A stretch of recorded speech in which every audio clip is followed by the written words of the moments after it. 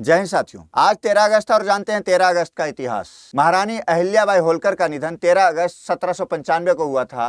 70 वर्ष की थी जब उनका देहांत हुआ था। अहिल्याबाई होलकर ने 1767 से 1795 तक अपने राज्य की शासन व्यवस्था संभाली थी। उन्होंने अपने राज्य में अनेक मंदिर, घाट और धर्मशालाओं का निर्माण करवाया था। 1795 में राज्य की चिंता और अपने प्रियजनों के वियोग के कारण उनका शरीर कमजोर हो गया और उनका निधन हो गया।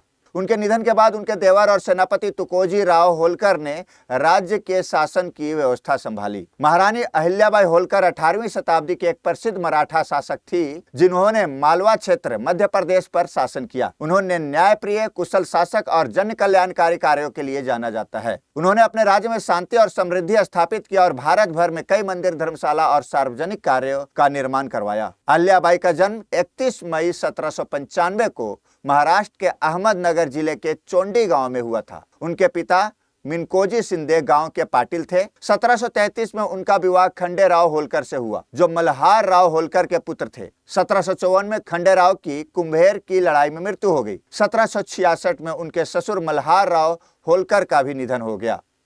उसके बाद 1767 को अहिल्याबाई को मालवा की शासिका घोषित किया गया। उन्होंने अपने राज्य में सुशासन स्थापित किया, न्यायप्रिय शासन दिया। उन्होंने कला, संस्कृति और साहित्य को भी प्रोत्साहित किया। उन्होंने गरीबों और जरूरतमंदों के लिए अन्न क्षेत्र और प्याऊ खुलवाए। उन्होंने काशी विश्वनाथ मंदिर का पुनर्निर्माण करवाया और कई धार्मिक स्थलों का जीर्णोद्धार भी करवाया। अहिल्याबाई होलकर को लोक माता और राजमाता के रूप में भी जाना जाता है। उनका शासनकाल मालवा के इतिहास में एक स्वर्णिम काल के रूप में माना जाता है। 13 अगस्त 1795 को उनका निधन हो गया।